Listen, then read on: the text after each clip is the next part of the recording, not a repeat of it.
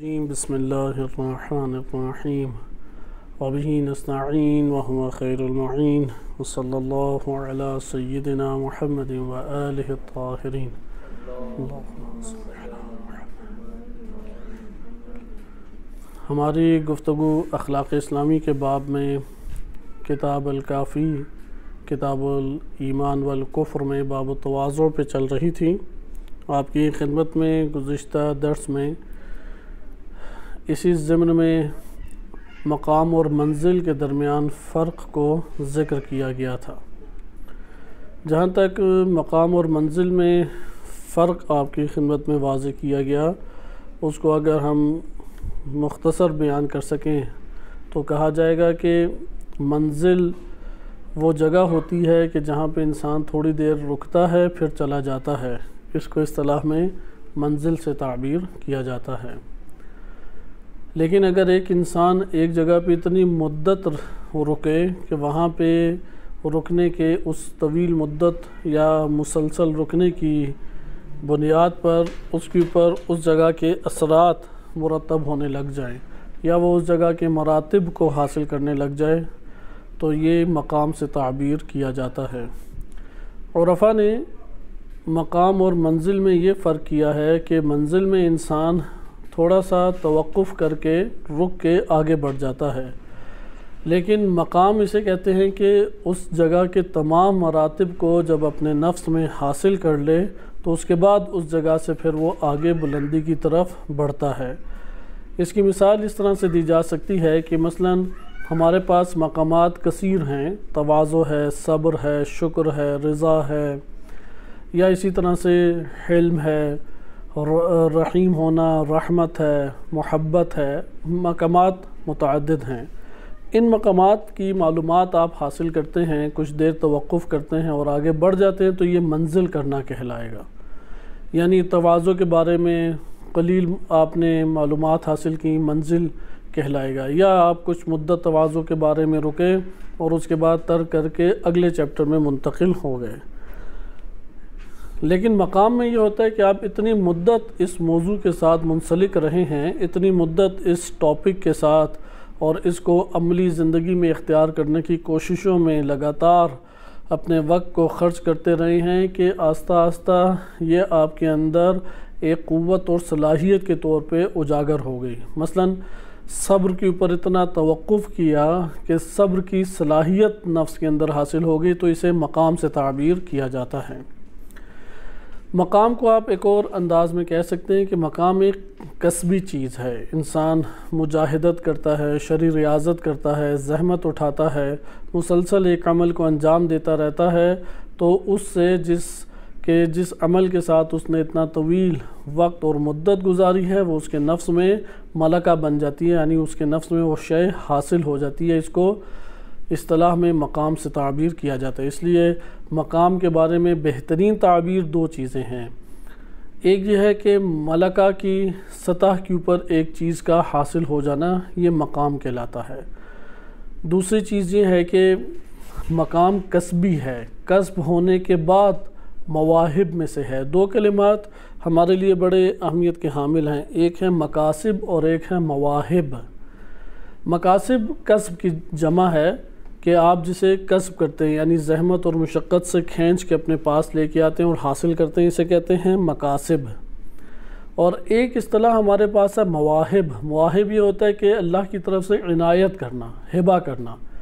مثلا اس کی میں آسان مثال آپ کی خدمت میں عرض کروں کہ ایک دفعہ آپ کمائی کرتے ہیں، جاب کرتے ہیں، بھاگ دوڑ آپ نے خوب کی، زحمت اٹھائی، یا بزنس آپ نے کیا، لگاتار 12 یا 14 گھنٹے آپ مصروف رہے اور پھر آپ کے پاس آ جا کے کچھ کسب حلال آیا تو آپ اس مال کو کہیں گے یہ مکاسب ہے، یہ میں نے کسب کیا ہے، میں نے اس کے لیے زحمت اٹھائی ہے، تدبیر کی ہے، مشقت اٹھائی ہے میں نے، اور پورے ایک جسمانی اور ذہنی عمل کو انجام دیتے ہوئے اس کو میں نے حاصل کیا ہے۔ لیکن مواہب اس طریقے سے نہیں ہے۔ مواہب یہ ہے کہ کوئی آپ کو آ کے گفٹ دے دے، یا کوئی آپ کو آ کے مثال کے طور پہ ہدیہ کرتا ہے۔ ہدیہ اور مواہبہ میں فرق ہے۔ ہبہ کی جمع مواہب ہے۔ ہبہ کہتے ہیں عطا کرنا، یعنی آپ نے خود کسب نہیں کیا، کسی نے عطا کر دیا۔ ہدیہ بھی اسی طرح عطا کرنا ہوتا ہے، ہدیے میں بھی زحمت مشقت آپ نے نہیں اٹھائی، لیکن ہبہ اور ہدیے میں فرق یہ ہوتا ہے کہ ہدیہ احترام کے پیش نظر دیا جاتا ہے۔ کسی کے ساتھ جب آپ کا عزت اور احترام کا رشتہ ہو اور آپ پھر ایک احتراماً کسی کے لیے کوئی چیز جب پیش کرتے ہیں تو یہ ہدیہ کہلاتا ہے۔ لیکن ہبہ میں بھی مفت میں یا فری میں ایک چیز کا عطا ہونا ہے، آپ نے کوئی کسب نہیں کیا، لیکن ہبہ میں عموماً رشتہ داری یا اس کی قرابت داری کو پیش نظر رکھا جاتا ہے، جیسے باپ کا بیٹے کو یا کسی رشتہ دار کو آپ کا کچھ دینا، یا قلبی ایک قربت کی علامت ہوتی ہے کہ مثلا آپ نے کسی مومن کو کوئی چیز ہبہ کر دیا، وہ اس کی ملکیت، ہبہ اور ہدیے میں دونوں چیزیں اس کی ملکیت بن جاتی ہیں۔ یعنی آپ یہ کہہ سکتے ہیں کہ اگر ہم فقہی انداز میں جائیں تو جو فری میں یا مفت میں یا عطائی صورت میں کوئی چیز ملتی ہے تو وہ چند عنوان رکھتی ہے، مثلا ایک دفعہ صدقہ کہلاتی ہے، ایک دفعہ ہبہ کہلاتی ہے، ایک دفعہ ہدیہ کہلاتی ہے، ایک دفعہ نحلہ کہلاتی ہے۔ ان میں فرق گردانا گیا، مثلا صدقے میں فقط قربتاً الی اللہ مد نظر ہوتا ہے، یہ ساری چیزیں قربتاً الی اللہ ہیں، لیکن صدقے میں کوئی اور ہمارے پیش نظر چیز نہیں ہے۔ راہ الہی میں اللہ کی خاطر ایک مال کو کسی ادارے کو یا کسی فرد کو عطا کرنا یہ صدقہ کہلائے گا، جس میں قرب الہی پیش نظر تھا، اور وہ انسان کے ایمان کی صداقت کی گواہی بن جاتی ہے۔ ہبہ میں قرابت داری یا قریبی قلبی تعلق پیش نظر ہوتا ہے، ہدیے میں تعظیم اور احترام پیش نظر ہوتا ہے۔ بس ہبہ اور مواہب یہ اصل میں فقہی اصطلاحات ہیں۔ مکاسب بھی کسب کی دنیا میں مکاسب، جیسے فقہ کی معروف کتاب شیخ انصاری رحمۃ اللہ علیہ کی مدارس دینیہ میں پڑھائی جاتی ہے، اور اعلیٰ سطح کی کتاب ہے مکاسب، وہ یعنی جسے آپ بزنس یا تجارت کہتے ہیں اس کو عربی زبان میں مکاسب کہتے ہیں، کیونکہ تجارت میں کسب کرنا پڑتا ہے، آپ کے عمل کے پیش نظر آپ کی زحمات کے مد مقابل ایک چیز آپ نے پھر حاصل کی۔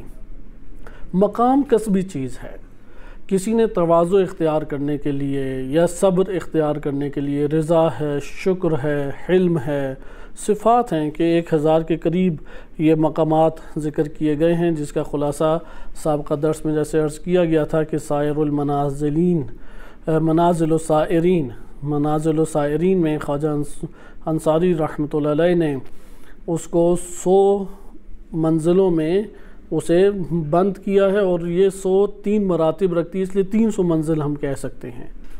بہرحال 1000 مراتب یا 1000 مقامات ایک تعبیر اگر اختیار کریں تو ذکر کی گئی ہے۔ اب ہر اس مرتبے میں اتنی مدت رہنا کہ اس مرتبے کے تمام آثار اور نتائج کو اور اس کی خصوصیات کو نفس اختیار کر لے تو یہ مقام بن جائے گا۔ اس لیے مقام کسبی چیز ہے، وہ ریاضت سے، وہ زحمت سے، وہ مشقت سے انسان کے ہاتھ میں آتا ہے۔ مواہب کہتے ہیں کہ اللہ تعالیٰ کی طرف سے عطا ہونا، عنایت ہونا۔ یہاں پہ ایک دقیق پہلو عرفاء نے ذکر کیا ہے کہ حقیقت میں مکاسب بھی مواہب ہی ہیں، کیونکہ جو کسب انسان کرتا ہے اس میں بھی اللہ تعالیٰ عطا کرتا ہے، لیکن فرق ہے دونوں میں۔ فرق اس طریقے سے قرار دیا گیا ہے کہ مکاسب میں کسب آشکار ہے، اور اس کا موہب ہونا یا ہبہ یا عطائی ہونا وہ پوشیدہ اور پنہا ہے، کیونکہ بالآخر جب ہم ایک زحمت اور مشقت ایک چیز کے لیے اٹھائیں گے، قانون الہی ہے اس دنیا کے اندر، ایسا نہیں ہے کہ کوئی صابر بننے کے لیے زحمات و مشقت کو اختیار کرے اور صفت صبر اس کو نہ ملے، نہیں، جتنی مقدار میں زحمت اور مشقت اٹھائے گا اتنی مقدار میں حاصل کرتا چلا جائے گا۔ تواضع بھی جتنی مقدار میں محنت کرے گا، زحمت اٹھائے گا، اللہ تعالیٰ عطا کرے گا، لیکن عطا اللہ ہی کی طرف سے ہے۔ ادھر جو اللہ تعالیٰ کی طرف سے عطا ہے اس میں کسب، مجاہدت، ریاضت شرعی، زحمات یا شرعی احکام اور شرعی قوانین، شرعی تعلیمات کے اوپر سختی سے عمل پیرا ہونا، اس کے نتیجے میں اللہ کی طرف سے عطا ہو جائے گا۔ لہٰذا جب ہم مقاصد کہتے ہیں یا مقام کہتے ہیں، جو کچھ انسان کو زحمت اور مجاہدت کی صورت میں عطا ہوتا ہے تو اس میں بھی عطا ہے، لیکن ادھر مقاصد آشکار ہے، لیکن موہبہ یا ہبہ جو ہے یا عطا ہونا وہ پنہا ہے۔ اس کے برخلاف مقاصد ایسا نہیں ہے کہ کوئی فسق و فجور کی زندگی بسر کرتا رہے تو اللہ تعالیٰ کی طرف سے معنویت اسے عطا ہو جائے، کوئی غفلتوں کی زندگی بسر کرتا رہے اسے اللہ تعالیٰ کی طرف سے فوراً ایک چیز عطا ہو گئی، نہیں، اس میں بھی اس نے کچھ نہ کچھ قدم اٹھایا، اور وہ جو قیمتی قدم تھا وہ سبب بنا کہ اس میں اللہ تعالیٰ کی طرف سے کثیر عطا نصیب ہو جائے۔ مثلا اگر کوئی اپنے آپ کو پاکیزہ رکھنے میں کامیاب ہو، مراقبہ کیا، اس نے اپنے نفس کو 40 دن مثلا گناہوں سے پاک رکھا، نہ غیبت کی، نہ تہمت لگائی، نہ کوئی اور بدنظری کی، نہ کوئی اور غفلتوں میں پڑا رہا، اس طرح کی کوئی گناہ انجام نہیں دیے، اب یہ عمل وہ کیوں انجام دے رہا ہے؟ فقط اللہ تعالیٰ کی رضا کے لیے، اللہ سبحانہ وتعالیٰ کے وجہ اللہ کو حاصل کرنے کے لیے۔ یہاں پہ اللہ تعالیٰ اپنے اس نیک فرد کو کثیر چیزیں، معنویت یا کثیر ایسے غیبی جو جہان کے خزائن ہیں ان میں سے کچھ عنایت کرتا ہے، یہ موہبہ یا مواہب کہلائے گا۔ لہذا مواہب میں عطا آشکار ہے اور اس کی جو زحمت اور کسب ہے وہ پنہا ہے۔ بس یہ دو فرق ہمارے پاس مقاصد اور مواہب میں آ جاتے ہیں۔ مقام کا تعلق مقاصد میں سے ہے کہ وہ اس میں کسب کی دنیا زیادہ آشکار ہے، جبکہ ہبہ کی دنیا یا عطا کی دنیا وہ اس میں کم آشکار ہے، پنہا ہے۔ لیکن مواہب کی دنیا میں عطا بہت آشکار ہے، لیکن وہ جو اس کی زحمات تھی جس کے نتیجے میں اللہ تعالیٰ نے اس پہ خصوصی فضل فرمایا، وہ اس جگہ پر ایک نوع پنہا ہے، وہ زحمت اور مشقت۔ مواہب میں انسان کے لیے چیزیں جو ہیں وہ آشکار ہوتی ہیں، لیکن کس طریقے سے آشکار ہیں، ادھر ایک فرق ہمیں جاننا ہوگا۔ مواہب کے اندر جو زحمت اور مشقت ہے اس میں جو ہبہ ہے وہ فضل الہی ہے۔ مثال کے طور پہ دونوں میں کیا فرق آ جاتا ہے؟ مقاصد میں ایک انسان نے 40 دن ایک عمل، جیسا کہ روایات اہل بیت علیہ السلام میں آئے کہ 40 دن ایک عمل کو، یا امام صادق علیہ السلام سے روایت ہے 1 سال ایک عمل کو جاری رکھو، اس کے بعد چاہو تو ترک کر سکتے ہو، لیکن جب عمل شروع کرو تو 1 سال مسلسل انجام دو۔ روایات میں کثرت کو مد نظر نہیں رکھا گیا، قلیل عمل انجام دو لیکن تسلسل سے انجام دو، کیونکہ تسلسل سے نشوونما ہو جاتی ہے۔ جیسے ایک پودا ہے، مٹی پہ پڑا رہے تو اگ آئے گا، بے شک وہ دیوار میں مٹی مہیا ہو، فضا میں مٹی مہیا ہو، وہ اگنا شروع کر دیتا ہے۔ لہٰذا ایک چیز انسانی نفس میں اگتی ہی اسی وقت ہے کہ جب وہ اپنے نفس کے اندر ایک تسلسل رکھتی ہو، اس لیے کم عمل ہو لیکن تسلسل کے ساتھ ہو۔ اب مقاصد میں یہی ہے، تسلسل سے آپ نے کسب کیا اور اللہ تعالیٰ کی طرف سے عطا ہوا، لیکن یہ جو عطا ہے یہ آپ کی زحمت کے بدلے میں ہے، ادھر عدالت بھی ہے۔ لہٰذا مقاصد میں جو ہبہ ہے اس میں عدالت کا پہلو زیادہ آشکار ہے، کیونکہ جتنا آپ نے زحمت اور مشقت اٹھائی تھی اتنا اللہ تعالیٰ نے عطا کر دیا، کیونکہ اللہ سبحانہ وتعالیٰ سنت الہی عدالت کے بعد فضل الہی بھی جاری ہوتا ہے، لیکن یہاں پہ مقاصد میں خصوصی پیش نظر، عطا کے اندر عدالت الہی پیش نظر ضرور ہے۔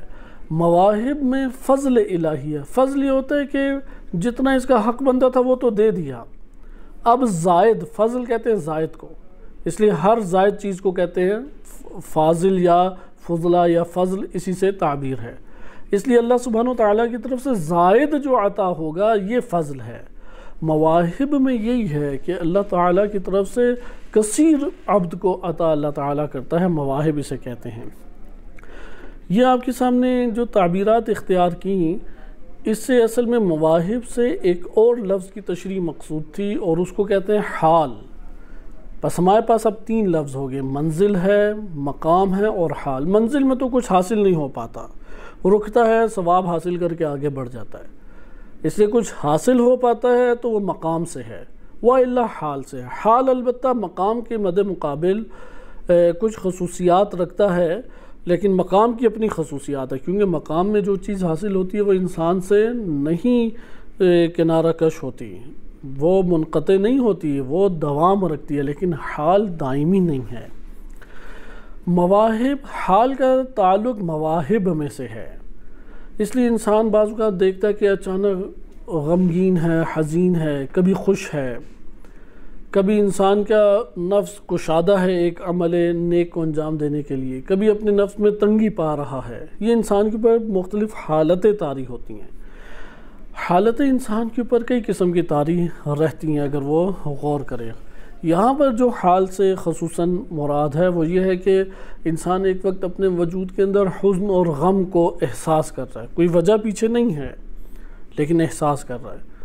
اسی طرح ایک وقت ہے کہ انسان خوشی کا احساس اپنے وجود میں کر رہا ہے، صبح اٹھتا ہے خوشی کا احساس کر رہا ہے، یا ایک نماز پڑھی ہے، نماز کے بعد ایک خوشی اور فرح کا ایک احساس ہے، یا اس کو ایک اور تعبیر کے ساتھ کہہ سکتے ہیں کہ جسے قبض اور بسط سے تعبیر کیا جاتا ہے، ایک دفعہ اندر دل جو ہے وہ غمگین ہے اور تنگی کا ایک احساس کر رہا ہے، نماز وغیرہ پڑھی ہے، مثلا گناہگار اپنے آپ کو زیادہ سمجھے گا، استغفار کی طرف دھیان جائے گا، خوف الہی کی طرف اس کا قدم بڑھیں گے۔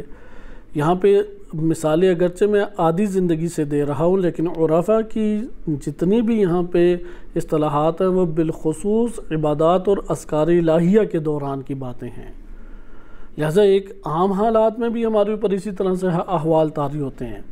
لہٰذا قبض میں انسان کا نفس جو ہے وہ قبض کہتے ہیں تنگی کو، اور بسط کہتے ہیں کشادگی کو، کہ اس میں تنگی کا انسان ایک احساس کر رہا ہوتا ہے۔ اب جب تنگی کا احساس کر رہا ہو تو نفس کے آثار وہ جداگانہ ہیں، مثلا استغفار کی طرف زیادہ مائل ہے، توبہ کی طرف زیادہ مائل ہے، امید کی باتوں پہ فوراً اس کے دل کے اندر کشادگی آنے لگ جائے گی، اس لیے امید کی باتوں کا زیادہ محتاج اپنے آپ کو وہ احساس کرے گا۔ اور ایک دفعہ ہوتا ہے بسط، جس میں کشادگی کا احساس ہے، کشادگی کے احساس میں قربت کا ایک خاص اس کے اندر مثلاً احساس برپا ہو رہا ہے، وہ اپنے اندر منازل کو طے کر کے ایک اطمینان اور سکون کی کیفیت کا احساس کر رہا ہے۔ یہ جو کیفیات ہے یہ حال سے تعبیر کی جاتی ہیں۔ لہذا حال کے اندر حالت انسانی وجود کے اوپر جو طاری ہوتی ہیں، حال سے مراد یہ حالتوں کا مواہب میں سے ہونا ہے۔ لہذا انسان کے اوپر حزن و سرور ہے یا قبض اور بسط ہے، یہ سارے کے سارے احوال انسان پہ جو طاری ہیں یہ مواہب سے ہیں۔ اس لیے مواہب، اب اس کی بھی خصوصیات ہیں، میں چند اس میں نکات آپ کی خدمت میں ذکر کرتا ہوں، لیکن آج کوشش ہوگی کہ ہم تواضع کے بعض احادیث کو ضرور مطالعہ کر سکیں، لیکن ان حالات کو جاننا بھی ہمارے لیے ضروری ہے، خصوصاً جب انسان تعلیم اور عمل کے میدان میں اترنے کی کوشش کرے تو اس کو احساس کرے اپنے وجود میں۔ عرفاء کی اصطلاح میں حال جو ہے، جیسا کہ حال ایک چیز کا انسانی نفس پہ فوراً وارد ہونا ہے، انسانی نفس کے اوپر اچانک آتی ہے اور پھر چلی جاتی ہے، اس لیے بجلی چمکنے یا بجلی چمکنے سے یا بجلی کی گرج سے اس کو تعبیر کیا گیا ہے۔ جتنی آواز یا بجلی کی چمک ہوتی ہے وہ آشکار ہوتی ہے پھر چلے جاتی ہے، حال بھی اسی طرح ہے، اللہ تعالیٰ کی طرف سے ایک حالت عنایت ہوئی ہے اور پھر فوراً چلی جاتی ہے۔ اس لیے اکثر عرفاء اس بات کے قائل ہیں کہ حالت یا یہ حال جسے احوال آپ کہہ رہے ہیں یہ دائمی نہیں ہے، غیر دائمی چیز ہے۔ مثال کے طور پہ ایک اور میں اس میں آپ کو مثال عرض کرتا ہوں، انسان نماز پڑھ رہا ہے، اچانک عظمت الہی کا خوف اس کے وجود پہ طاری ہوتا ہے، لیکن اگلی آیت میں مشغول ہوتا ہے تو وہ احساس اور وہ کیفیت وہ چلی جاتی ہے۔ یا اسی طریقے سے ذکر الہی پڑھ رہا ہے، اچانک اللہ تعالیٰ کی رحمت کثیر کا ایک احساس ہوتا ہے، پھر فوراً ہی وہ اچانک اس کے وجود سے وہ کیفیت چلی جاتی ہے۔ لہذا عموماً عبادات اور اذکار الہیہ کے دوران یہ کیفیت پیدا ہوتی ہے۔ مثلا آیات کریمہ پڑھ رہا ہے یا دعا پڑھ رہا ہے، اللہ کے حضور ہے، اچانک اللہ تعالیٰ کے محضر میں پوری توجہ کے ساتھ جتنی وہ اپنی اس سطح اور مرتبے کے مطابق جا سکتا تھا گیا، لیکن پھر فوراً ہی واپس آ گیا، پھر عام لوگوں کی طرح، یعنی سارے دروازے بند ہو گئے۔ بالفاظ دیگر بعض اوقات ایسی توجہ جاتی ہے کہ کان اور آنکھ وغیرہ ان کا حواس کا تعلق ٹوٹ جاتا ہے، جیسے ہوتا ہے نا انسان عمیق سوچ میں جائے تو اس کا حواس کا تعلق اطراف سے ٹوٹ جاتا ہے، اسے نہیں پتہ لگتا کہ کون کیا باتیں کر رہا ہے، دن ہے یا رات ہے، وہ اپنی عمیق سوچ میں گیا ہوا ہے، پھر اچانک ہی واپس آ جاتا ہے۔ یہاں پہ یہ مسئلہ ہے کہ احوال انسان کے وجود میں کس چیز سے تعلق رکھتا ہے، کیونکہ عقل بھی ہے انسان کی، ضمیر بھی ہے، قلب بھی ہے، روح بھی ہے، نفس بھی ہے، تو اس کا ذکر عرفا کرتے ہیں کہ حال کا تعلق قلب انسانی سے ہے، لہذا حال شفافیت کی اساس پر ہے، بدون علت نہیں ہے، بدون سبب نہیں ہے، بدون ریزن نہیں ہے، اسباب ہے اس کے، لہذا قلب جب بھی صاف اور شفاف ہوگا تو اس قلب کے اوپر جو غیبی راہیں ہیں وہاں سے نورانی جو کرنیں ہیں وہ اس کے اوپر آشکار ہوں گی۔ یہ نورانی کرنیں کی مانند ہے، جیسے ہوتے ہیں نا کہ سورج تو چمک رہا ہے اپنی جگہ پہ، لیکن کالے سیاہ بادل آئے، وہ ہٹے ہیں، اچانک پوری روشنی آئی اور پھر بادل آ گئے، یہ حال سے تعبیر کیا جاتا ہے۔ لہٰذا اسے ہم یہ کہہ سکتے ہیں کہ جو ذکر ہے انسان کا، ذکر یعنی اللہ کی طرف توجہ کرنا، وہی جو ہمارا پہلا سلسلہ آغاز درس ہی اذکار کے اوپر تھا، ذکر یعنی اللہ کی طرف توجہ کی کوشش کرنا، اللہ کی طرف توجہ کی کوشش، یہ سارے کے سارے بادل ہیں، گرد ہے، حجاب ہیں، کوئی بھی آپ تعبیر لے آئیں، عرفا نے یہ تعبیریں اختیار کی ہیں کہ قلب اور اللہ سبحانہ وتعالیٰ کی طرف سے جو غیبی کرنیں اور روشنی ہیں ان کا تعلق جڑنا چاہیے، اگر ان کا تعلق جڑ جائے تو یہ حال ہے، اور حال دائمی طور پہ ہو سکتا ہے، لیکن پھر اس کے لیے لفظ حال ہم اصطلاح استعمال نہیں کریں گے، ممکن ہے کہ ہم کوئی اور مثلا فنا کی کلمہ استعمال کرنے لگ جائیں، یا کوئی اور اصطلاحات ہیں جو کہ عرفان عملی میں عرفا نے ایجاد کی ہوئی ہیں۔ بہرحال قلب انسانی اور دوسری طرف سے اللہ سبحانہ وتعالیٰ کی طرف سے جو غیبی نورانیت، نورانی کرنیں ہیں، نورانی شعاعیں ہیں، ان کا باہمی تعلق جوڑنا یہ حال کہلاتا ہے۔ اب قلب اور ان نورانی کرنوں اور شعاعوں کے درمیان اگر حجاب یا گرد و غبار یا سیاہ ظلمتوں والے بادل اگر یہ درمیان میں رکاوٹ بن جائیں تو پھر حال کوئی حالت طاری نہیں ہوگی۔ دعائیں پڑھتے رہیں، قرآن سنتے رہیں، اچھی آوازوں کو سنیں، یا اسی طریقے سے عبادات کثرت سے کرتے رہیں، نماز شب پڑھتے رہیں، وہ حالت طاری نہیں ہوگی، کیونکہ وہ سارے امور انجام دے رہے، لیکن قلب سے حجاب نہیں ہٹا رہا، قلب سے ظلمتوں کو نہیں دور کر رہا، وہ قلب سے جو رکاوٹیں آئی ہوئی ہیں انہیں دور نہیں کر، اس لیے دونوں کا آپس میں تعلق نہیں قائم ہو رہا۔ اچھا، یہاں پہ سوال پیدا ہوگا، یہ حجاب، یہ بادل، یہ آتے کہاں سے ہیں؟ یہ تب آتے ہیں کہ جب قلب جو ہے وہ غافل رہے، غفلت برتے۔ اللہ تعالیٰ سے غفلت کا برتنا حجابوں کو، ظلمتوں کو، گرد و غبار کو یہ وجود میں آنا ہے۔ گرد و غبار ہو تو سورج کی کرنیں اور انسانی قلب اس کے درمیان یہ گرد و غبار معنی بن جائے گا۔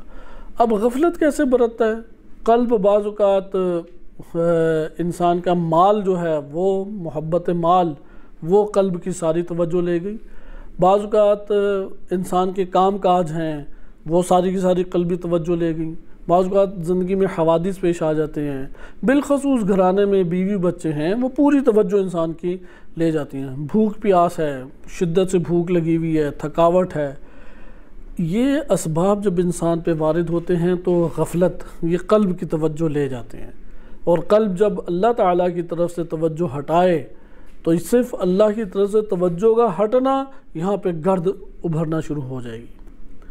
لہذا غفلت کے باعث دل کے اوپر کدورتیں ہیں، گرد و غبار ہے، یا اس طرح کی چیزیں ہیں وہ چھانے لگ جاتی ہیں۔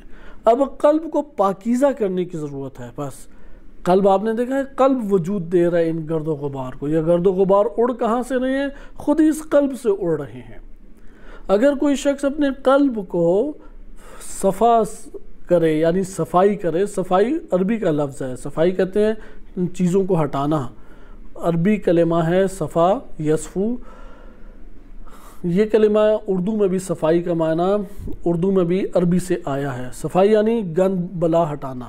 ادھر بھی یہی ہے کہ وہ قلب کی صفائی کرے, اسے قدورتیں اس سے دور کرے, گرد و غبار دور کرے. وہ گرد و غبار کو دور کرے گا, دونوں کا تعلق جڑ جائے گا, اور یہاں پہ پھر اکثر بیشتر اس کے اوپر احوال طاری ہوتے رہیں گے, یعنی غلبہ آہستہ آہستہ احوال کا ہو جائے گا. لیکن قلب ایک دن اس نے صاف کیا اور اگلے دن پھر غفلتوں والی زندگی, ادھر کوئی مشکلات پیش آ گئیں گھر کی, کوئی جاب کی مشکل ہے, کوئی گھرانے میں بیوی بچوں کی مشکل ہے, ادھر اس کو خود کوئی حادثہ پیش آ گیا, درد یا تکلیف میں ہے. یعنی دنیا کے حوادث قلب کی توجہ اپنی طرف کھینچتے ہیں, اور یہاں پہ تقاضا اللہ سبحانہ و تعالیٰ کا یہ ہے کہ یہ حوادث تو تمہیں پیش آئیں گے, آزمائش ہی تمہاری یہ ہے کہ تم ان سب حوادث اور سب کے سب جو اسباب دنیا کے ہیں وہ تمہاری توجہ کھینچ رہے ہیں, اس کے ہوتے ہوئے اپنی ساری توجہ اللہ کی طرف رکھو. اور یہ اسی وقت ہے کہ جب انسان صفائی کرے اپنے قلب کی, تزکیہ کرے اپنے قلب کا. تو یہ حال کا آپ نے دیکھا کہ حال یہ قلب اور نورانی جو واردات یا کرنیں اور شعائیں ہیں, واردات سے اس لیے تعبیر کیا جاتا ہے جیسے سورج کی کرنیں سورج بھیج رہا ہے, یہ وارد ہو رہی ہیں کمرے میں یا انسان کے اوپر. اسی طرح اللہ سبحانہ و تعالیٰ کی طرف سے اس کے اوپر یہ چیزیں طاری ہوتی ہیں. وہ جب طاری ہوتی ہیں اس کی مثلا ایک سیکنڈ کے لیے آنکھ کھلی اور پھر بند ہو گئی, ہے چند لحظوں کے لیے آنکھ کھلی بند ہو گئی, چند لحظوں کے لیے اس کے لیے ایک کیفیت طاری ہوئی پھر ختم ہو گئی, چند لحظوں کے لیے اسے نماز میں اللہ سبحانہ و تعالیٰ کے سامنے عظمت الہی کا احساس شدید پیدا ہوا, فوراً ہی ختم ہو گیا. دعاؤں میں انسان کی اوپر یہ کیفیات طاری ہو جاتی ہیں. عزاداری میں بالخصوص مصائب امام حسین علیہ السلام سنتا ہے انسان, بعض اوقات کوئی نہ کوئی ایسی کیفیت, کیونکہ یہی تزکیہ اور صفائے قلبی کے اسباب بھی ہیں. بالخصوص امام حسین علیہ السلام پہ گریہ وہ تیزی کے ساتھ اس گرد و غبار کو ختم کرتا ہے جو نفس انسانی یا قلب انسانی کے اوپر چھائی ہوئی ہے. اچھا, قلیل عرفاء رہے ہیں کہ جو حال کو بھی دائمی سمجھتے ہیں. بہرحال حال چونکہ حالت سے حول سے ہے, اس لیے ابن عربی جب آئے تو انہوں نے آ کے دونوں اختلافات کو دور کیا, کیونکہ کلمہ حال لام لام دو دفعہ لام ہے, یہ بھی ہو سکتا ہے حل سے بھی ہے اور حول سے بھی ہے واو لام. جب تبدیلی کا معنی ہو تو وہ حول سے ہے. حول یعنی وہ تبدیل ہونا یا اس کے اوپر ایک کیفیت کا آنا, آ کے چلے جانا. جبکہ اگر لام دو لام ہو تو حل ایک جگہ پہ ٹھہر جانا. تو ان دونوں میں ہی فرق ہے. بہرحال ہم جس کو حال اور احوال قرار دے رہے ہیں وہ کلمہ حول سے ہے, اس لیے حول کی صورت میں یہ دائمی اس کے اوپر کیفیت طاری نہیں رہے گی. یہ آپ نے چیزیں ملاحظہ کی, اس میں چند اور دیگر چیزیں بھی ہیں, اور اس میں امام خمینی رحمۃ اللہ علیہ ان کی اپنی نظر بھی ہے کہ جب ایک شخص اللہ سبحانہ و تعالیٰ کی طرف مہاجرت کرتا ہے اور سیر و سلوک کی منازل طے کرتا ہے تو وہ پھر تجلی کی صورت میں سالک کے اوپر مختلف تجلیات وارد ہوتی ہیں. اسے تجلیات سے بھی آپ تعبیر کر سکتے ہیں, اور یہ تجلیات انسان کے وجود کے اوپر طاری ہو کے وہ معرفت اور اس کے وجود میں ایک حرارت کو جنم دیتی ہیں اور پھر وہ آگے بڑھتا چلا جاتا ہے. اس لیے اگر سالک اپنے قلب کی نگرانی کرے, مراقبہ کرے, اپنے قلب کی نگہداشت کرے, تحفظ کرے, تو وہ حالات اور واردات اس کے اوپر زیادہ سے زیادہ طاری ہونے لگ جائیں گے. ہم اس کے اوپر اکتفا کرتے ہیں اور آئیں اب ہم تواضع کے موضوع کے اوپر چلتے ہیں, کیونکہ یہ تین اصطلاحات ہمارے لیے آشکار ہو گئیں کہ ایک منزل ہے, ایک مقام ہے اور ایک حال ہے. الکافی کی ہم روایات پڑھ رہے تھے, چونکہ تواضع وہ خود ایک منزل ہے اور اس منزل کو مقام ہم نے بنانا ہے. تواضع انسان کے لیے ضروری ہے, چونکہ تکبر کا علاج تواضع ہے. اگر ایک انسان اپنے زندگی میں تکبر کو ہٹانے کی کوشش نہ کرے تو یہ دعویٰ نہیں کر سکتا کہ میں متکبر نہیں ہوں. زیادہ جھک جانے سے تکبر ختم نہیں ہو جاتا. لہذا تکبر ایک کاملاً نفسانی چیز ہے, اس لیے تواضع بھی انسانی وجود کے اندر ایک نفسانی امر ہے. بس بہرحال تکبر کا علاج وہ تواضع ہے. اگر تواضع اختیار کرے گا تو تکبر اس کے وجود کے اندر سے زائل ہوگا. تواضع اس کے علاوہ دوسرا امر یہ ہے کہ انسان کی نفس کی نشوونما اسی کے اوپر ہے. اس لیے احادیث جیسے گزشتہ درس میں بھی ذکر کیا کہ ابھی تک مطالب آپ کی خدمت میں عرفاء کے ذکر کیے گئے. مقام عصمت و طہارت چونکہ بالا ترین مقام ہے، اس لیے وہاں سے جو معارف آتے ہیں وہ بھی بلند ترین ہیں. اس لیے اہل بیت علیہ السلام کی روایات میں ایک بڑی خوبصورت روایت وارد ہوئی ہے تواضع کے بارے میں، اور علامہ مجلسی رحمۃ اللہ علیہ نے بھی اس کو نقل کیا ہے. مصباح الشریعہ سے امام صادق علیہ السلام سے یہ منقول ہے. وَالتَّوَاضُعُ امام علیہ السلام فرماتے ہیں وَالتَّوَاضُعُ مَزْرَعَةُ الْخُشُوعِ وَالْخُضُوعِ وَخَشِيَّةِ وَالْحَيَاءِ. 4 چیزوں کی کھیتی تواضع ہے.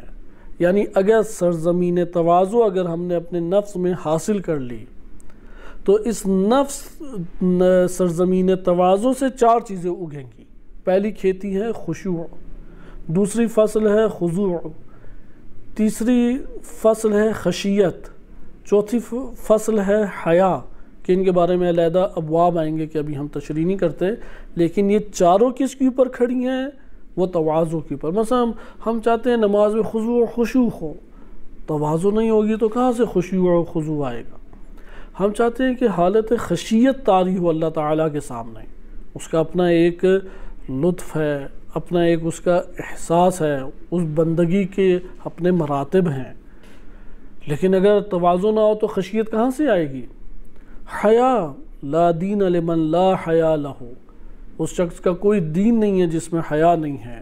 حیا حاصل کرنا ضروری ہے، ایک کمال ہے، انسانی باکمال صفت ہے. تواضع نہیں ہوگی تو کہاں سے یہ حیا آئے گی؟ بس آپ نے یہاں سے دیکھا کہ تواضع کو حاصل کریں اپنے وجود میں. ابھی آپ کی خدمت میں جو میں احادیث بیان کر رہا ہوں یہ الکافی کی وہی احادیث ہیں کہ جس کا ہم مطالعہ کر رہے تھے. تو اس میں ہم نے ابتدائی مطالعہ کر لیا. آج ہم نے آثار تواضع پڑھنے تھے، کیونکہ تواضع ہم نے اس چیز کو قرار دیا تھا کہ انسان اپنی قدرت اور طاقت کے ہوتے ہوئے اپنے آپ کو کسی مرتبے اور مقام کا دعوے دار تصور نہ کرے، خیال نہ کرے. اور اس کے مد مقابل تواضع کو پھر ہم نے علم اخلاق میں بھی ملاحظہ کیا. علم اخلاق میں تکبر اور ذلت کے درمیان تواضع ہے. اپنے آپ کو ذلیل و خوار کرنا شرعاً جائز نہیں ہے، لہٰذا تکبر اور ذلت کے درمیان کیا ہے؟ تواضع. تواضع میں پھر اس کے آثار ہیں جب انسان تواضع اختیار کرتا ہے، کہ ابتدائی ہمارے جو دروس تھے پہلے 2 درس وہ تواضع کی حقیقت ہی کو بیان کرنے کے اوپر تھے. اس لیے آپ نے اس میں تفصیل سے دیکھا کہ انسان ذلت کے موارد ہیں ایک، اور ایک ہے تکبر کے موارد. ان 2 کی درمیانی صورت کیا ہے؟ تواضع ہے. تواضع میں کیا انسان کرتا ہے کہ اپنے وجود میں اللہ سبحانہ وتعالیٰ کے سامنے اپنے آپ کو کسی مقام، کسی مرتبے کا دعوے دار نہیں ثابت کرتا، کوئی دعویٰ نہیں اپنے اندر کرتا کہ میں اس مقام اور منزل پہ ہوں. یا اگر ہم لغتاً اسے دیکھیں، انسان کا اپنی سطح سے نیچے آنا تواضع کہلاتا ہے. یعنی اگر ایک مقام کے اوپر ہے، اس مقام سے نیچے اپنی نفس کو لے کے آ جائے اور لا کے معاملہ کرے، یہ اس کے لیے تواضع کہلائے گا. اخلاقی کتب کے اعتبار سے ہم نے گزشتہ دروس میں مطالعہ کیا. عرفانی کتب کے اعتبار سے آج ہم اسے ملاحظہ کرتے ہیں اور دیکھتے ہیں. عرفان میں تواضع کو ایک مقام سے تعبیر کیا گیا ہے، اس لیے عرفاء اس کو اول جب مطالعہ کتاب میں کرتے ہیں تو منزل کے اعتبار سے مطالعہ کرتے ہیں، لیکن تقاضا کس چیز کا کرتے ہیں کہ سالک اس کو مقام کی سطح کے اوپر پہنچائے. لہذا اس میں 3 مراتب خواجہ انصاری رحمۃ اللہ علیہ نے ذکر کیے ہیں. ان میں سے بعض کی طرف اشارہ کر کے ہم احادیث کی طرف چلتے ہیں. ان میں سے ایک یہ ہے کہ دین کے لیے التواضع لصولۃ الحق، حق کے سامنے تواضع اختیار کرنا. یعنی ایک بات حق کہہ رہے اور اس حق بات کو ماننے سے ممکن ہے کہ آپ کو دنیا میں کوئی ضرر اٹھانا پڑ رہا ہے، نقصان اٹھانا پڑ رہا ہے، یا آپ کو زحمت اور مشقت اٹھانے پڑ رہی ہے، اس کے سامنے اپنے آپ کو جھکا دیں، اسے قبول کریں اور اس کے مطابق عمل کریں، تو یہ تواضع کہلائے گا۔ اس کی تفصیل انہوں نے ذکر کی ہے، خواجہ انصاری رحمۃ اللہ علیہ نے اور شارحین نے بھی ذکر کی ہے، کہ ابھی ہم اس کی تفصیل میں نہیں جاتے کیونکہ وہ سارے مطالب احادیث میں تکراراً موجود ہیں۔ یعنی حق کے سامنے تواضع۔ دوسرا تواضع کا ہے کہ جو چیز ہمیں اپنے لیے پسند ہے، چیز کے اعتبار سے، عزت افزائی کے اعتبار سے جو ہمیں محبت ہے، اسی کو ہم اپنے دیگر مومن بھائی کے لیے بھی قرار دیں۔ یعنی جس حق کے اوپر میں راضی ہوں، وہی حق میں اپنے مومن بھائی کے لیے بھی قرار دوں۔ بالفاظ دیگر، اگر ایک ہمارے درمیان، دو افراد کے درمیان جھگڑا پڑ جاتا ہے لیکن حق دوسرے کے پاس ہے، تو فوراً اس کے حق کا اقرار کر لے، یہ تواضع ہے۔ یا اس طریقے سے پیش آتا ہے، ایک نے زیادتی کی، زیادتی کرنے کے بعد معذرت خواہی کرنے کے لیے آ گیا ہے، آپ کا معذرت خواہی کے اوپر فوراً معذرت کو قبول کر لینا، یہ تواضع میں سے ہے۔ یہ دوسرا ہمارے پاس ہو گیا۔ تیسرا خصوصاً یعنی پہلا جو تھا وہ حق کے مقابلے میں مراد ان کی یہ تھی کہ دین کے مقابلے میں کوئی عقلی دلائل لے کے نہ آ جائیں اور ان عقلی دلائل کے ذریعے سے دین کو توڑ موڑ کے آپ نے اپنے لیے راہ نکال لی، یعنی آپ دین سے نہ ٹکرائیں، یہ پہلی صورت تھی۔ دوسری صورت یہ تھی کہ آپ لوگوں کے سامنے یا لوگوں کے حقوق کا اعتراف بھی کریں، اور اگر زیادتی ہو جائے تو معذرت خواہ کی معذرت کے اوپر فوراً راضی بھی ہو جائیں۔ رضایت اس میں پیش نظر ہے دوسرے مرتبے میں۔ تیسرے مرتبے میں یہ تواضع للہ، فقط اللہ کے لیے تواضع کریں۔ ہر امر، یعنی اپنا کوئی انسان کے ارادہ ہی نہیں ہے، جو اللہ چاہتا ہے بس میں وہی چاہتا ہوں۔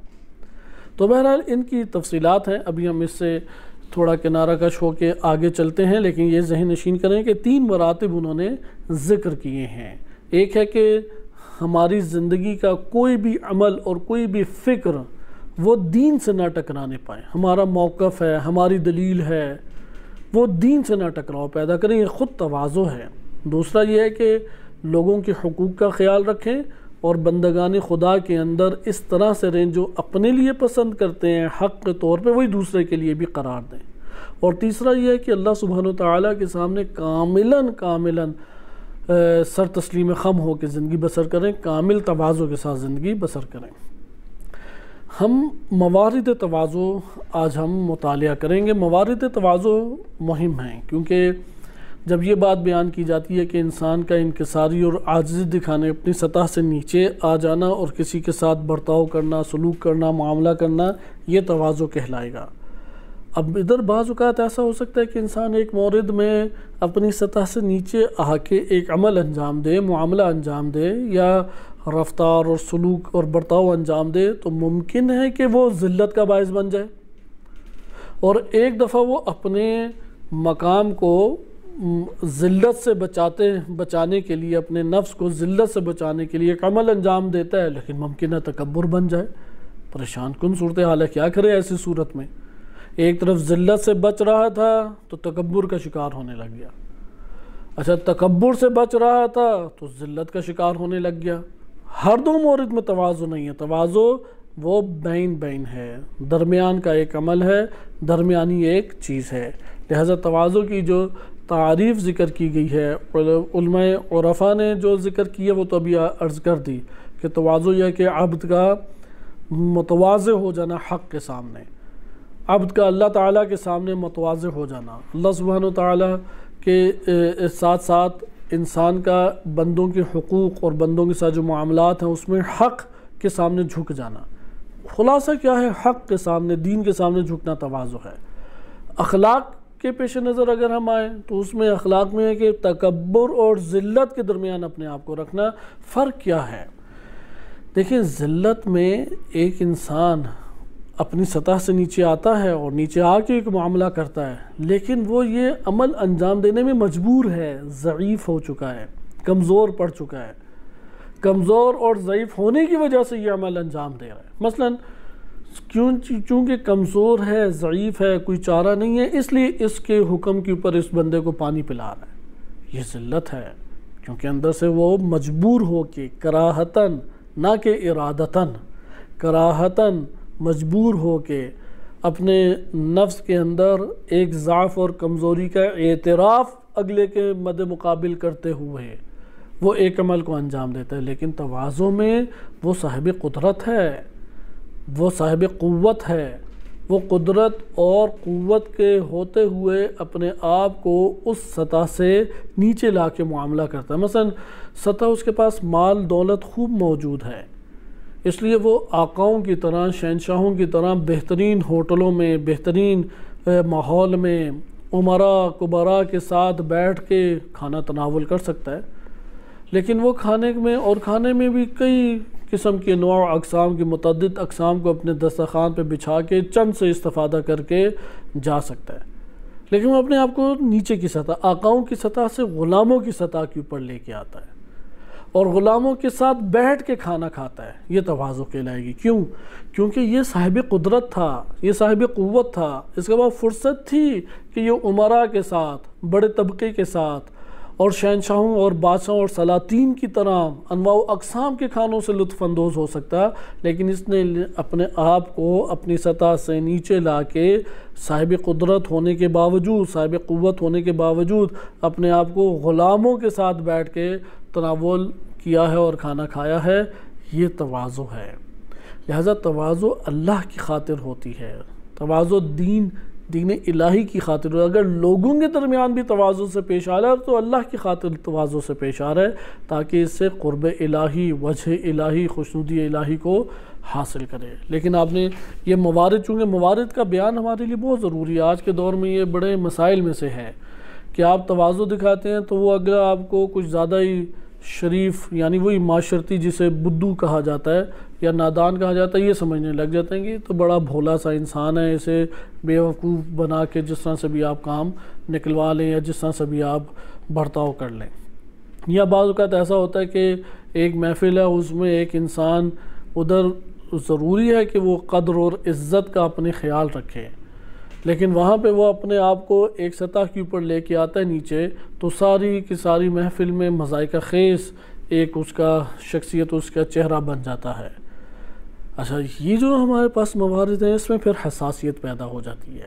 لہذا تواضع کے اگر علامات اور تواضع کے اصل معنی کو سمجھ لیں تو ان سے بچ جائیں گے، کیونکہ یہ روزمرہ کی چیزیں ہیں۔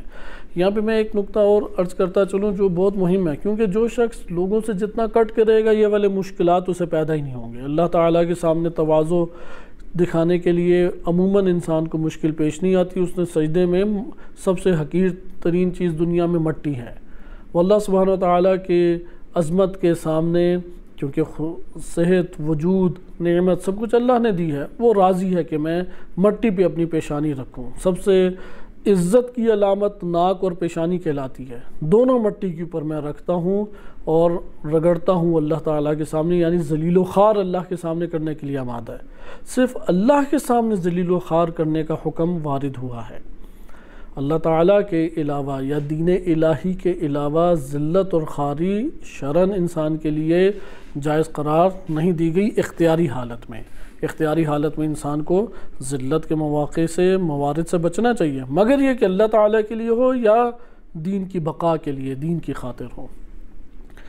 یہاں پہ آپ نے ملاحظہ کیا کہ تواضع کمالات انسانی ہے، عظمت ہے، نہیں اختیار کرے گا متکبر ہے یا ذلیل ہے، ہر دو انسان کے لیے انتہائی پستی ہے، انتہائی پستی، اور متکبر تو انتہائی بدترین ہے۔ قرآن کریم میں متکبر کی سب سے زیادہ مذمت وارد ہوئی۔ تکبر بھی دو طرح کا ہوتا ہے، ایک دفعہ حق کے مقابلے میں تکبر ہے، مثلا تعلیمات اسلامی نے ایک بات کی، کہتا نہیں میں نہیں مانتا، میری مرضی میں مانوں، یعنی اللہ تعالیٰ کا حکم ہے، کوئی کہے کہ اللہ تعالیٰ کا حکم ہوتا ہے مجھے اس سے کیا، یہ متکبر ہے حق کے مقابلے۔ جو حق کے مقابلے میں متکبر ہے اس کی تو بخشش کی کوئی گنجائش نہیں ہے، مگر یہ کہ اپنے تکبر کو ترک کرے، اسے کہتے ہیں استکبار۔ لیکن ایک دفعہ لوگوں کے مقابلے میں متکبر، اپنے آپ کو بڑا سمجھتا ہے، لوگوں کو حقیر سمجھتا ہے، مثلا میرے پاس علم زیادہ ہے، اس کے پاس تو کچھ ہے ہی نہیں، یہ جو اس کا نفس کا مقایسہ کرنا ہے اور اپنے آپ کو پھر مقایسہ کرتے ہوئے اس کو اپنے آپ کو بڑا اور اگلے کو حقیر جاننا ہے، یہ تکبر ہے۔ انسان بہت سارے امور میں تکبر کر جاتا ہے، فرقہ واریت میں تکبر کر جائے گا، انسان خاندانی جھگڑوں میں تکبر کر جائے گا، باہمی بحث مباحثے میں تکبر، یہ تو بہت کثیر ہے، بحث مباحثے میں اتنے بڑے بڑے خود سے ساختہ دعوے کرے گا اور تکبر کا شکار اندر ہی اندر ہوتا چلا جائے گا۔ بہانہ کیا بنائے گا، ہم تو علمی بحثیں کر رہے ہیں جی، علمی بحثیں نہیں کر رہی ہے۔ لہٰذا یہاں پہ آپ نے ملاحظہ کیا کہ تواضع کو پہچاننے کے لیے اول وہ جو علم اخلاق میں نقطہ ذکر کیا گیا ہے کہ علامات کو پیش نظر رکھیں، یہ میں تکبر کی وجہ سے عمل انجام دے رہا ہوں کیونکہ نفس سے صادر ہو رہا ہے عمل۔ جسم تو ایک آلے کی مانند ہے جس سے نفس مختلف طرح کے آثار اپنے ظاہر کرواتا رہتا ہے، اس لیے حالت نفس کو جانتا ہے۔ یا ذلت کے پیش نظر مجبوراً میں اس کا احترام کر رہا ہوں، مجبوراً میں اس کے ساتھ عمل انجام دے رہا ہوں، ہر دو صورتیں مذموم ہیں۔ تواضع قدرت اور عزت کا احساس کرتے ہوئے اپنی سطح سے نیچے آ کے ایک معاملہ اور برتاؤ کرنا، یہ تواضع کہلاتا ہے۔ اچھا، اب ہم روایات اہل بیت علیہم السلام کی طرف آتے ہیں، کیونکہ ہمارے ہاں معاشرے کے اندر ایک ذلت کے موازین ہیں، معیارات ہیں، اور تواضع کے معیارات ہیں، اور ایک دین ہمیں سکھاتا ہے، ان دونوں میں فرق کرنا لازم ہے۔ ایک دفعہ معاشرہ ہے جو آ کے بتاتا ہے کہ یہ تم نے عمل انجام دیا تو ذلت ہے، یہ عمل انجام دیا تو تواضع ہے، یہ تکبر ہے۔ معاشرہ بھی آ کے یہی ہمیں اخلاقیات، عادات اور تعلیمات فراہم کرتا ہے، لیکن دین ایک دفعہ آ کے ہمیں موارد بتا رہے ہیں۔ مثلا اس کی میں ایک اور سادہ مثال آپ کی خدمت میں دوں، اور یہ ہمارے لیے تھوڑا سا ہر وہ انسان جو کچھ مقدار کی بھی قدرت رکھتا ہے وہ اس چیز کی آزمائش میں گرفتار ہو جاتا ہے۔ جو قدرت ہی نہیں رکھتا تو وہ ابھی آزمائش میں پڑا نہیں ہے، لیکن اس کا یہ مطلب نہیں ہے کہ وہ ان جرائم سے بھی پاکیزہ ہے۔ مثال کے طور پہ اگر کوئی ہسپتال جا کے اپنے بلڈ پریشر یا شوگر کا ٹیسٹ نہیں کرا کے آیا تو اس کا یہ مطلب نہیں ہے کہ یہ مرض نہیں ہے اسے، اس نے ٹیسٹ نہیں کرایا، ابھی ٹیسٹ کرائے گا تو کیا پتہ نکلے، اور اکثر بیشتر ہے ہی ایسا، کیونکہ وہی مرض سے سالم ہو گیا کہ جس نے اس مرض کا خیال رکھا ہے اور اپنی صحت کا خیال رکھا ہے۔ اسی طرح روح کی صحت کا جس نے خیال رکھا وہی امراض روحانی اور امراض نفسانی سے محفوظ رہے گا۔ جس نے خیال ہی نہیں رکھا، آزادانہ زبان کا استعمال کرتا ہے، آزادانہ خیالات کی دنیا میں کھو جاتا ہے، آزادانہ طور پہ اپنے آپ کو قید و کسی شرط و قید کا پابند نہیں سمجھتا اور کھلے عام زندگی بسر کرتا ہے، وہ کئی امراض کا شکار ہے، کئی امراض کا۔ اس نے ٹیسٹ جا کے بھی نئی ہسپتال میں لیبارٹری میں کرایا، وائلہ پتہ لگ جاتا ہے۔ یہ بیچارہ مجبور ہو کے ٹیسٹ کرانے چلا گیا، ٹیسٹ کرایا تو پتہ لگا اسے تو بلڈ پریشر بھی ہے، شوگر بھی ہے، ٹی بی بھی ہے، فلاں فلاں مرض بھی ہے۔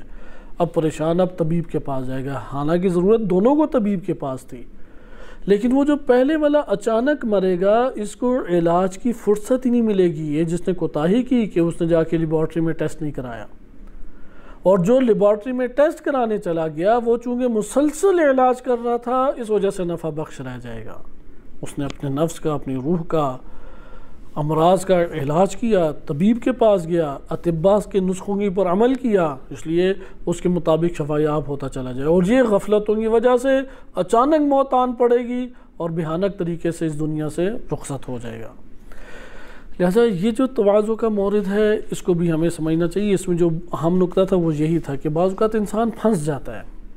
مثلا ایک بندہ نوکر چاکر رکھ سکتا ہے گھر میں، ڈرائیور بھی رکھ لیتا ہے، یا ایک فرد ہے کہ کسی نہ کسی طور پہ اس کے ماتحت افراد آ جاتے ہیں، دفتر میں اسے ایک پوسٹ مل جاتی ہے، یا بزنس کر رہا ہے تو اس نے کئی اپنے ورکرز رکھ لیے، یا ادارہ چلا رہا ہے، ادارے میں سٹوڈنٹس ہیں، شاگردان ہیں، عملہ ہے، کارمند ہیں جو کہ کام وغیرہ کرتے ہیں، یعنی سیلری کے پہ آپ نے بندوں کو رکھ لیا۔ اب عموماً ایسا ہوتا ہے کہ آپ نے ان سے بہت تواضع سے پیش آئے تو اس کے نتیجے میں کیا ہوگا، آپ کو ناگواریاں سہنے پڑیں گی۔ یہ نقطہ اہمیت کا حامل ہے، اس لیے اس کے اوپر موقف افراد کے مختلف ہوتے چلے جاتے ہیں، علماء کے مختلف ہیں۔ ہم نے بھی کافی بڑے بڑے بزرگ علماء سے بھی یہ سنا۔ ایک پاکستان کی بڑی شخصیت ہیں، ان کے بارے میں اپنے استاد کے بارے میں بتایا تھے، استاد بھی ان کے حیات ہیں، اللہ تعالیٰ دونوں بزرگان کو اپنے حفظ و امان میں رکھے۔ وہ کہتے ہیں کہ ہمارے استاد محترم کسی گاؤں میں گئے اب گاؤں میں عموماً افراد ہوتے ہیں جو آداب سے بالعموم واقف نہیں ہوتے، سادہ لوگ ہوتے ہیں، شفاف لوگ ہوتے ہیں، ہنسیں گے بھی تو کھل کے ہنسیں گے، آداب کا خیال نہیں رکھیں گے، غصے ہوں گے یا مذاق کریں گے تو وہ بھی قید و بند سے آزاد مذاق اور دیگر امور انجام دیں گے، تو وہاں پہ وہ تھوڑی خوش گپ شپ میں مصروف رہے۔ تو اب جب مہمان نوازی کا وقت آیا تو انہی میں سے کوئی ایک فرد کھڑا تھا، عام دیہاتی تھا، اس نے کوئی ایسا مذاق کیا یا کوئی ایسا ہاتھ سے مذاق کیا کہ ان کے سر کے اوپر یا گردن پہ کوئی لگا دی، یا ایک ایسا لفظ بول دیا کہ وہاں پہ خوب کہے اٹھے، اور انہوں نے زندگی بھر یہ توبہ کی کہ آئندہ اس سطح کے افراد کے ساتھ میرا ملن نثاری سے میں نے نہیں ملاقات کرنی، ملنا نہیں ہے۔ وہ استاد کا واقعہ سنا کے جو بزرگ عالم ہیں وہ خود بیان کر رہے تھے کہ یہ وجہ ہے کہ ہم اس سطح کے افراد کے ساتھ زیادہ خوش فہمی کے ملن نثاری کے ساتھ بات چیت نہیں کرتے، شخصیت کو کافی سمیٹ کے رکھتے ہیں۔ اب اس ایک اعتبار سے درست بھی ہے کہ آپ شخصیت کو سمیٹ کے رکھیں اور وہاں پہ آپ ان کے، کیونکہ ایک رعب میں رہتا ہے، رعب کی وجہ سے ناگواریاں زیادہ پیش نہیں آتی، اور ان کو اپنے سے ہٹانا، ان کو مہذب رکھنا وہ آپ کے بس میں ہو جاتا ہے، ایک تدبیر ہے، لیکن اس سے ایک بالا مقام بھی ہے، یعنی اس تدبیر کے ہم مخالف نہیں ہیں، دین اسلام بھی مخالف نہیں ہے، کیونکہ دین اسلام ہر جگہ پہ ہر کسی سے بد اخلاقی کی مذمت کرتا ہے، تکبر کی مذمت کرتا ہے، آپ ان سے متکبرانہ رویہ اختیار نہ کریں، لیکن ان سے ایسا ملن نثاری کا رویہ بھی اختیار نہ کریں کہ وہ حجاب عزت اور حجاب، جسے آپ کہتے ہیں کہ درمیان میں ایک حیات باقی تھی، ایک عزت کا پردہ باقی تھا، ایک تکلف کا پردہ باقی تھا، وہ ہٹ نہ جائے، وہ ہٹ جائے تو بے تکلف ہو جائیں گے، پھر بے تکلف کی صورتوں میں جو چیزیں انسان کی پر وارد ہوتی ہیں وہ انسان جانتا ہے کہ کئی ناگواریوں کا احساس کرنا پڑتا ہے، اس سے بالا درجہ تواضع کا ہے۔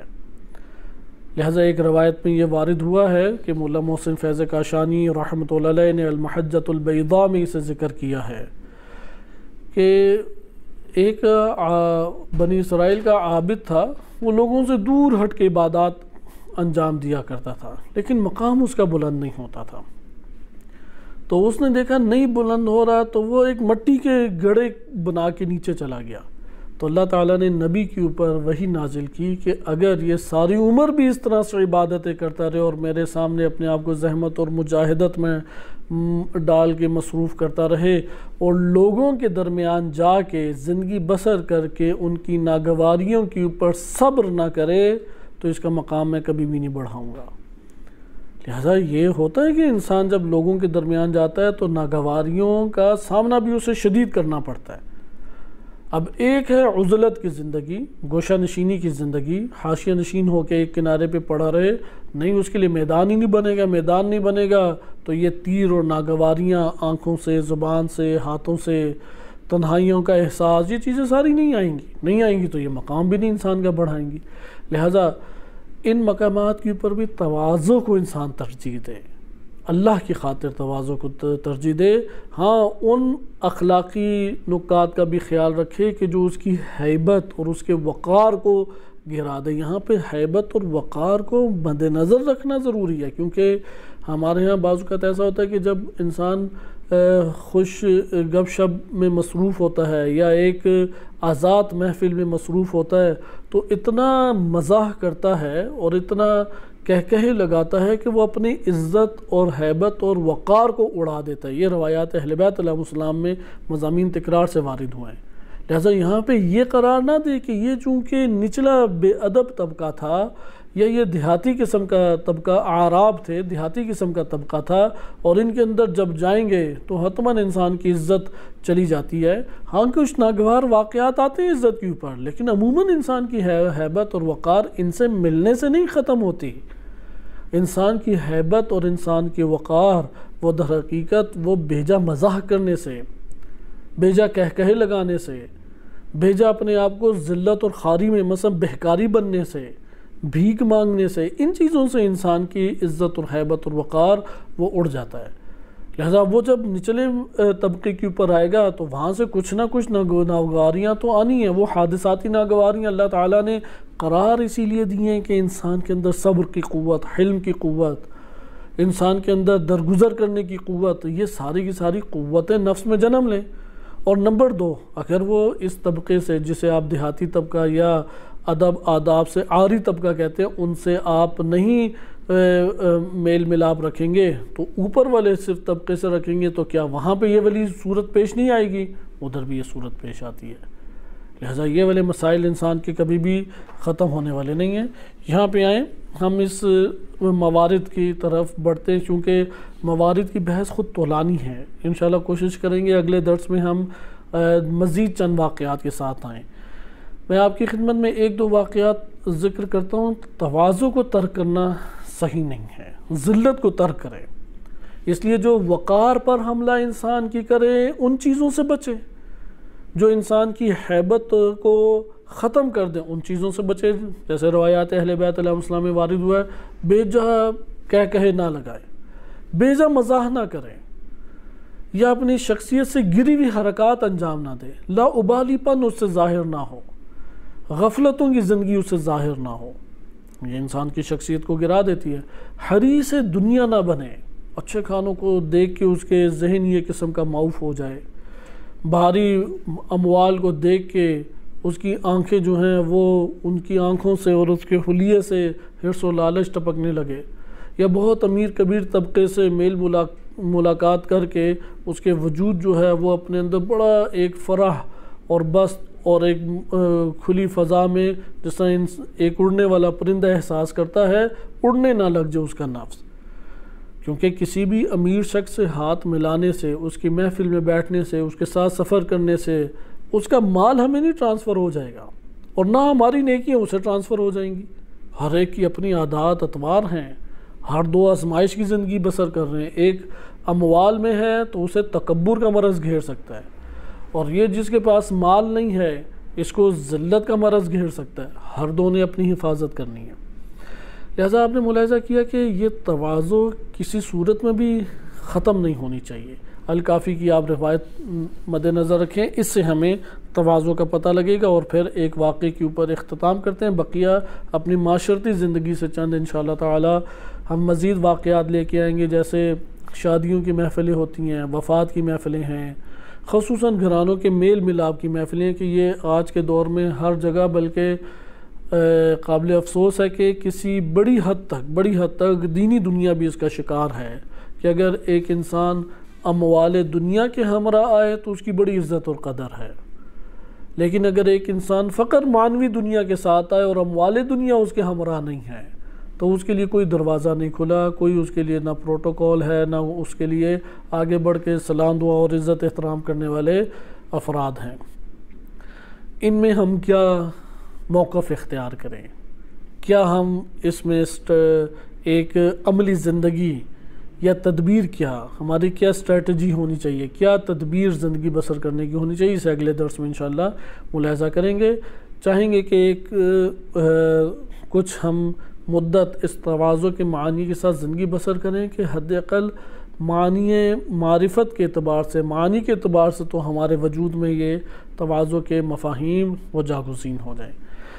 دوسری روایت الکافی کی، کیونکہ پہلی ہم پڑھ چکے ہیں، نجاشی کی آپ نے واقعے کو ملاحظہ کیا۔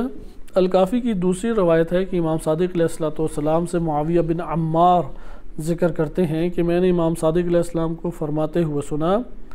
امام فرماتے ہیں ان فی السماء ملکین موکلین بالعباد، آسمان میں 2 فرشتے اللہ نے بندوں کے اوپر موکل کیے ہیں، یعنی اللہ نے ٹھہرائے ہوئے بندے ہیں، اللہ کی طرف سے وکیل فرشتے ہیں یہ۔ فمن تواضع للہ، جس نے اللہ کی خاطر کسی جگہ پہ تواضع کی، کیونکہ ایک دفعہ ہوتا ہے کہ لوگوں کی خاطر، یعنی یہ لوگ کیا سمجھیں گے، میں ان کے ساتھ بیٹھتا ہی نہیں ہوں، لوگ کیا کہیں گے فلاں، یہ تو معاشرے کی خاطر کی اس نے۔ جس نے فمن تواضع للہ، جس نے اللہ کی خاطر تواضع کی، رفعاہ، تو وہ دونوں اس کو بلندی کی طرف لے جاتے ہیں۔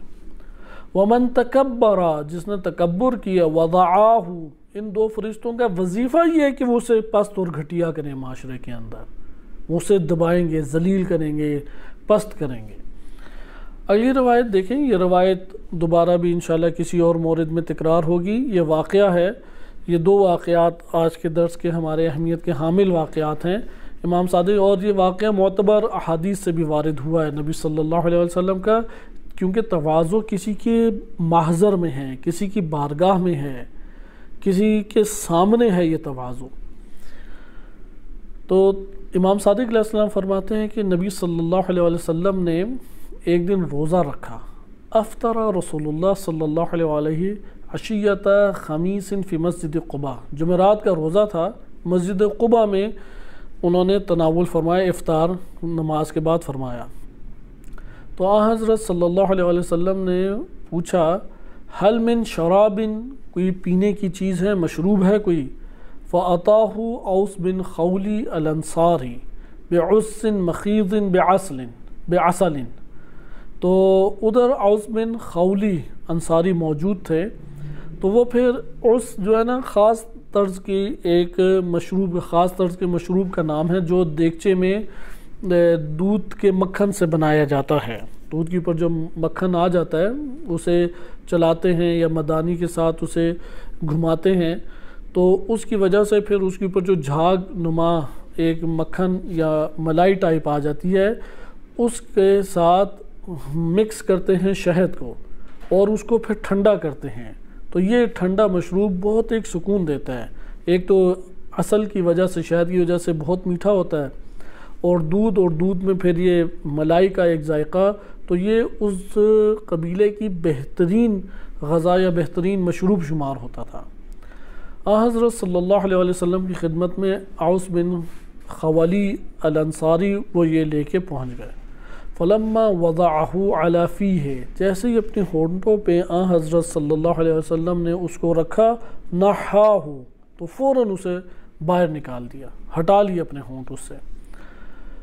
تو یہاں پہ وہ تھوڑا گھبرا گیا، تو اس نے پوچھا کہ کوئی اس میں مشکل؟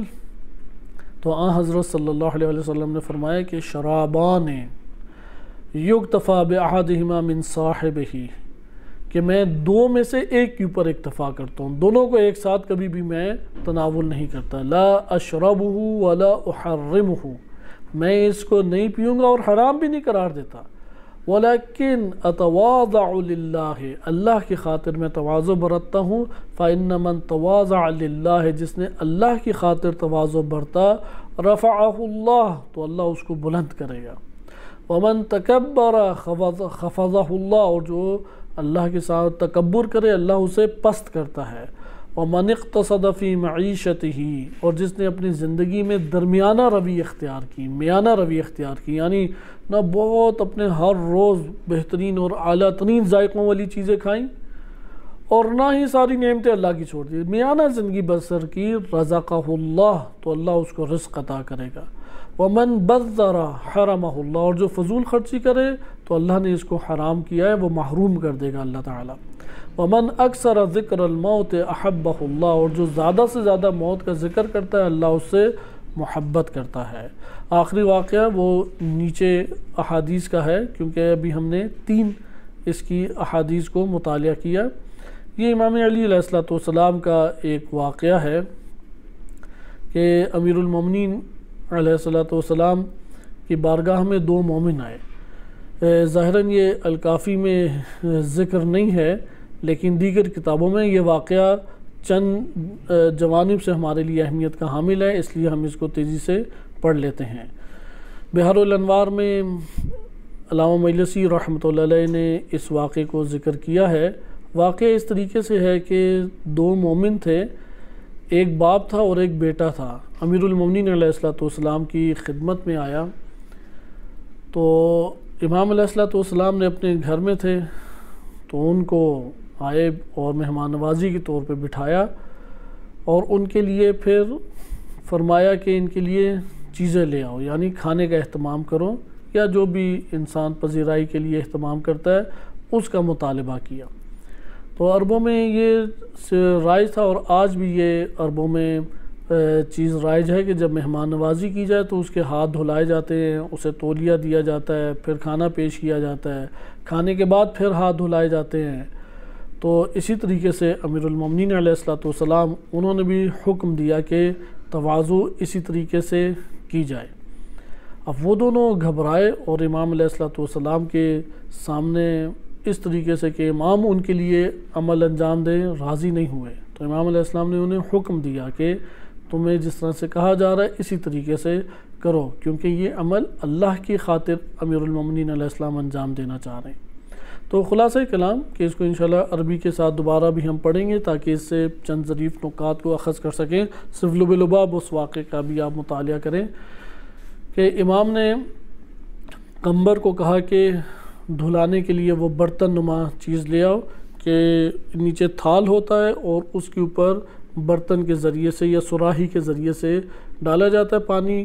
تو امام علیہ الصلوۃ والسلام نے فرمایا قمبر کو کہ یہ مجھے پکڑاؤ، تو جب یہ دیکھا تو وہ شخص کے روایت میں فارد ہوا ہے کہ فتمرغ فی التراب، کہ وہ شخص جو ہے وہ مٹی کے اندر اپنے آپ کو یعنی مٹی ڈالنے لگ گیا یا مٹی میں لوٹ پوٹ ہونے لگ گیا، قبول نہیں کیا کہ امام یہ انجام دیں۔ تو امام علیہ السلام نے فرمایا کہ جیسا میں تمہیں کہہ رہا ہوں ویسا ہی اس عمل کو انجام دو۔ تو امام علیہ السلام کے حکم کے اوپر اس نے ہاتھ دھوئے، ہاتھ دھونے کے بعد پھر تولیہ پیش کیا جاتا تھا، تو امام علیہ السلام نے پھر خود اس کو تولیہ دیا۔ اب یہ جو مہمان نوازی کا ہے کہ بقیہ واقعہ بھی ہم ترک کرتے ہیں اور انشاءاللہ تعالی اسے اگلے درس میں دوبارہ مطالعہ کریں گے تاکہ مہمان نوازی میں تواضع کے برتنا اس کو ہم اپنی زندگی میں ایک اہم ترین امر قرار دیں۔ تو امام علیہ السلام نے یہ تواضع کا طریقہ مہمان نوازی کے باب میں ذکر کیا کہ جبکہ مقام امیر المومنین علیہ السلام کا وہ اصلاً قابل مقایسہ ہی نہیں ہے، وہ امیر المومنین ہوتے ہوئے مقام معنویت و عصمت اور مراتب طہارت اور عصمت کی اوپر فائز ہوتے ہوئے کس طریقے سے آگے بڑھ کر ایک عمل کو انجام دے رہے ہیں۔ تو یہاں سے ہمیں یہ پتہ لگا کہ معاشرے نے اپنے طور طریقے رکھے۔ معاشرہ یہ کہتا ہے کہ تم اپنے سیٹ کے اوپر بیٹھے رہو، ایک اشارے سے فلاں کام ہو، ایک اشارے سے دوسرا کام ہو، تمہارے اشارے پہ بقیہ بھاگ دوڑ کریں اور آپ نے بس لوگوں سے میٹنگز کرنی ہے یا ڈیلنگ کرنی ہے، اور یہ بہترین ایک انسان کی زندگی ہے۔ اس لیے جو بھی ملے ہاں اٹھ کے آپ بس اسے ہاتھ ملا لو، بقیہ کام آپ نے کوئی نہیں کرنا، اچھے اخلاق سے بات کر لو، سلام کا جواب دے دو، لیکن کام کاج آپ نے نہیں کرنا۔ یہ تواضع نہیں، یہ تو ذلت ہوئی، اپنی عزت گنوانے والی بات ہوئی۔ معاشرہ یہ سکھاتا ہے۔ لہذا معاشرے میں ہمارے ہاں منصبدار ہیں، سیاستدان ہیں، یا اسی طرح بالخصوص یہ فوجی طبقہ ہو گیا یا بزنس طبقہ ہو گیا، ان میں یہ والی چیزیں زیادہ نظر آتی ہیں۔ بیگ شیگ ہیں، دیگر اٹھا کے چلیں گے، کام شام ہے، دیگر افراد نے کرنا ہے، اس نے کیا کام کرنا ہے، اسے صرف آرڈر جاری کرنا ہے یا گپ شپ لگانی ہے، بس یہ متکبرانہ زندگی بسر کرنا ہے۔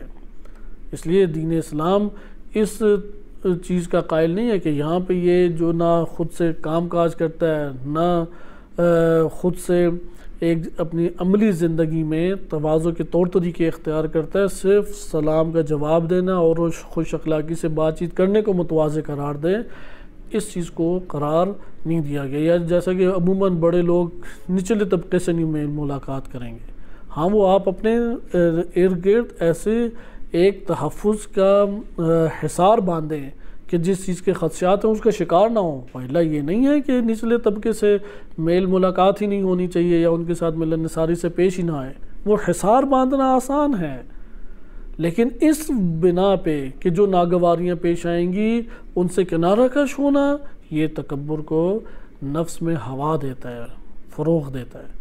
لہذا اس کے مد مقابل دین کی طرف آئیں۔